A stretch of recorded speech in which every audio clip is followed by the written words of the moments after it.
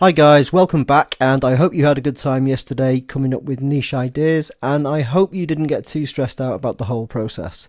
Now, as I mentioned yesterday, one of the best places to pick as a starting point for your challenge project is something you already know about, such as a craft or a hobby, a skill, or maybe something you do as a job. And when it comes to building a site later on, having a bit of knowledge can help heaps. But don't worry, it's not essential. Now, yesterday I also mentioned grabbing a notebook and stepping away from the computer, and that's because one of my favourite places to go for inspiration is my local bookstore, or newsagents, or pretty much anywhere that sells magazines. Now, magazines really are a great starting point because if there's a magazine about a particular subject, then you pretty much know that there's a profitable niche out there too. Now, the trouble is, a lot of these are based on markets rather than niches. For example, golf magazines or wedding magazines, and they're just too huge a subject area. But it is the contents of the magazines where you'll find the nuggets. Think about it. Nearly every magazine sells advertising, and anywhere there are adverts, there are also micro niches. I mean, the only reason companies buy adverts is because something consistently sells well, and this should be one of your starting points.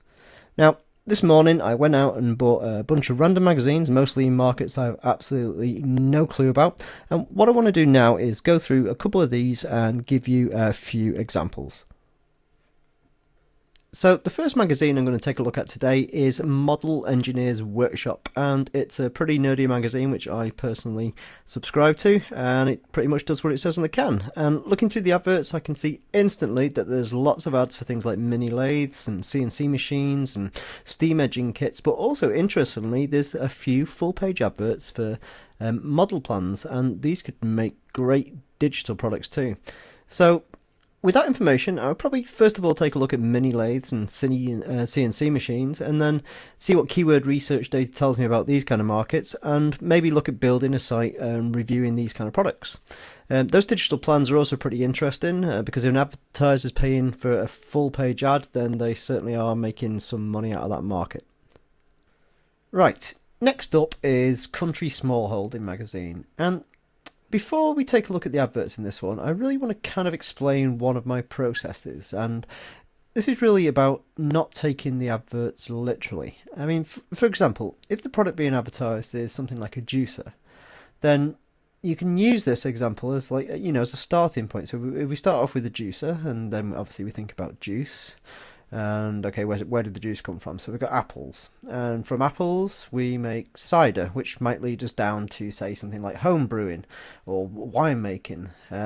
Might get you started to think about growing grapes and gardening, and maybe one of the things you want to do is make the perfect compost. And from there we might go down the line of compost toilets or other eco-related stuff, such as say solar panels and wind turbines and feeding your electricity back to the grid and all these kind of things. And these are all interesting niches, and the thing is, when you actually start searching for a niche, it's all about not just taking the first thing that comes to mind, but start thinking about all the relationships between the thing you're looking at that moment and what might be evolved from that. Anywho, skimming through Country Smallholding, I found dozens of ads for things like chicken coops and fruit presses of all different varying sizes, and tractors in a box, which is totally bizarre, and various other type of machinery like that. Chicken vitamins, which is a total new thing, or should I say vitamins, because most of you are American. And we got things like egg incubators and so on. And it really got me thinking about this niche. I haven't done a lot of research into the small holding market before, apart from look at chicken coops in the past. But in the UK alone, there are a couple of magazines which target this niche, and looking at some of the examples here, I think there's probably a big enough demand that because the same like people who advertise here month in, month out, the market globally is probably huge for this kind of information. I'm not sure what the magazine status is in America or whatever. I haven't looked, but I'm sure it's a pretty huge niche. And I say, if advertisers are paying for this month in, month out, then obviously there is a demand and people are buying these kind of products. I mean, I think digital plans and instructional videos probably do pretty well here. Maybe care guides for a range of animals and things like product reviews of all the different types of, say, if you're interested in incubators or chicken coops. I think those kind of things would, work out pretty well. Again, digital products are probably pretty good, and especially if you could narrow it down into some micro niches like, maybe charcoal making or making cheese, or making, let's say, specific types of cheese like mozzarella, maybe doing instructional videos for that. I mean, the list is endless, and I think one of the key things which I do is I always have a look at the articles which are in the magazine itself, because the articles always are indicative of what the community wants. So, obviously article writers write articles about things that people want in that market. So again, take your time, have a look through the magazines, read the articles, and think about some of the other associated products which might go along with it. Now, one of the things we hear the most throughout the challenge is the classic line, "I can't find a niche." And I totally understand that it can be difficult later down in the path to find one which matches the right criteria. But for now, I just wanted to show you one magazine. Seriously, get ready for this. This is gonna blow your mind. Unless, of course, you are actually interested in this topic, and I apologise in advance for insulting you. So, okay, here goes. It's Classic Massey. I assume you are overwhelmed. This is a magazine for enthusiasts of classic Massey tractors and other such related agricultural machinery. I jest ye not. And what's better is what's inside. Check out some of these adverts. First up, we have a book club, and this isn't any old ordinary book club. This is a book club which just has books about tractors and agricultural machinery. I mean, this is really niche. And next up, we have ads for models of farm equipment such as tractors and combine harvesters. And there's also lots of adverts in the magazine for things like tools and actual physical equipment for sale. But what really stunned me was the range of DVDs that were up for sale. And these were either about farm equipment or heavy equipment such as like JCBs, backhoes and the like. And these are not technical DVDs, but rather videos just showing you the actual equipment or maybe a history of the equipment.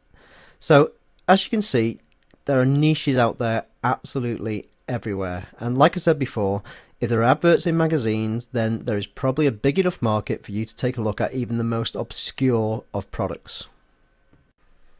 So as you can see, magazines are an absolute great place to go and get some inspiration for niches, and then hopefully drilling down into like sub niches, micro niches. If you can't get out to a store which sells magazines, then one of the places you can look at is Amazon.com. Now, Amazon.com has a full magazine library which you can have a look at least the titles of the magazines. You can't necessarily go inside and look at all the adverts, but hopefully it'll give you some inspiration of starting topics. And to get to that, you need to go to obviously www.amazon.com. And then if you head to the book section here and scroll down, you'll see the magazine section. And we click on that. And here on the left hand side, there's literally a full range of topics which you can drill down. So again, we can look at, say, crafts and hobbies, and then drill down into lots and lots and lots of other subtopics. So again, we might go to flower arranging, and you've got a couple of magazines here all about flower arranging. Again, lots of these categories, there's lots more magazines actually in them. So crafts for children, again, a pretty good niche. It's just trying to find something in those niches which you can use as a starting point for your micro niche.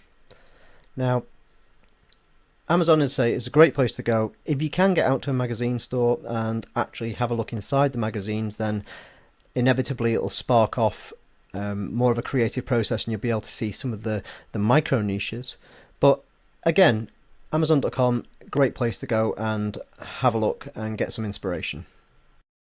So that's almost the end of this video, but before I go, I want to give you just another couple of sites that you can go and use to get some ideas and get some inspiration. And the first two of these are by Amazon. And the first one is Amazon's Hot New Releases. Now, this is their like top 100 or however many it is, new releases, new products which have come into the Amazon store. and which are doing pretty well in Amazon's eyes.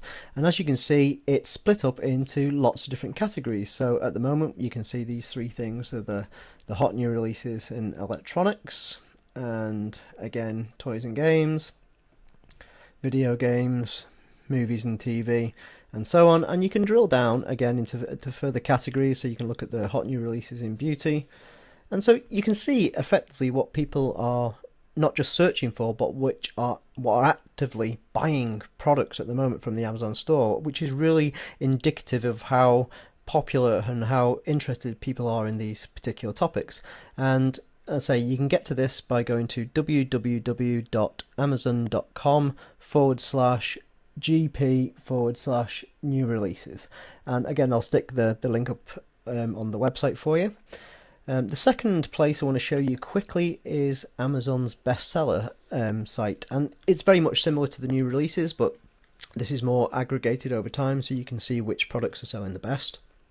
And so here in the toys and games section, we've got some radio controlled helicopters, bestsellers in books, and again we can go down, say, into the home and garden category, and we can see that like these products are actually, you know, selling pretty well. So you've got a drinks mixer there for sport fans, dehumidifier, a variable speed juice extractor, blah blah blah. So lots of different products in here, and again, if you just narrow it down, go through all these different categories, you go, okay, yeah, well, people are buying these, people are interested in these, perhaps I can write reviews, or how to use these products best. I mean, there are all potential niche ideas here. Another two sites for you. One is Squidoo's Top 100, and later on in the challenge we'll be talking a little bit about Squidoo. But again, you can see which are the most popular pages, or as they're called, lenses, on the Squidoo site. So you've got funky, chic and cool laptop bags, and that's actually been right in the top 10, usually in the top 3 for a couple of years now, so it's doing pretty well. Again, lots of inspiration here. Some of them obviously are not commercial, you're never going to make any money out of them, but it just gives you an insight into what people are actually searching for and what content's doing really well on the internet at the moment. And finally, another product site, and this is the last one for this video. I hope it gives you a bit of inspiration. It's eBay Pulse. Now, eBay is like probably the biggest marketplace in the world, and you can see what people are searching for right now, right this very moment, inside eBay. And quite surprised, one of the top things is the Nintendo DS. Obviously the 3DS ain't doing too well at the moment. BMW, iPad, BlackBerry Torch, shoes. I say very, very, very generic terms, but then we can go and say hit, I don't know, let's hit antiques. So we can have a look at the popular searches which are in antiques. So sterling silver, don't know why, it's not doing brilliant. Gold's rocking like a demon at the moment. Furniture, antique again. Let's have a look and break it down a bit further. So let's have a look at books and manuscripts. So antique books, Bible, manuscripts, Civil War, vellum, books, German. So as you can see, you can use eBay Pulse again to go down maybe into a topic or a subject that you're interested in, and see what are the popular searches in that, and think about, well, how can I use that to build a site? How can I use that to find my micro niche for the challenge? So there you have it, guys. I've covered magazines, which I think's a real great and easy way of going out and finding micro niches. I've given you a couple of good sites there to go and have a look and get some inspiration. And really what I want you to do today is, if you haven't come up with your niches yesterday, or you're just starting to think about ideas, then go and have a look at these places, go out, have a look at some magazines, just get some inspiration by walking around. And again, that's why I always take a notebook with me, because it doesn't matter where I am. I could be in a furniture store and see a particular type of lamp or something. Like one of the markets that interested me lately was Tiffany lamps, and I just wanted to see how popular they were. And that was just because I was browsing a store, I saw a Tiffany lamp, I actually bought one for my home office, but it was like, well, you know, I'm interested in that, there must be other people who are interested in that. And if I hadn't have written it down, then I probably would have just forgot about it as being a niche. And so key is always take a notebook or use your phone or whatever you're actually comfortable with and you prefer to use, but always write it down. It doesn't matter if it sounds stupid or silly. I mean, one of the things we like to do here is I've got a bunch of notebooks, and occasionally we all sit on the couches here at the labs and go through all the notebooks and just like pick out some of the ideas and go and do a bit of research on those, and occasionally we come up with a really, really good niche. So that's it for this video, and I hope you're enjoying the challenge process. Now get yourself going and find your niche.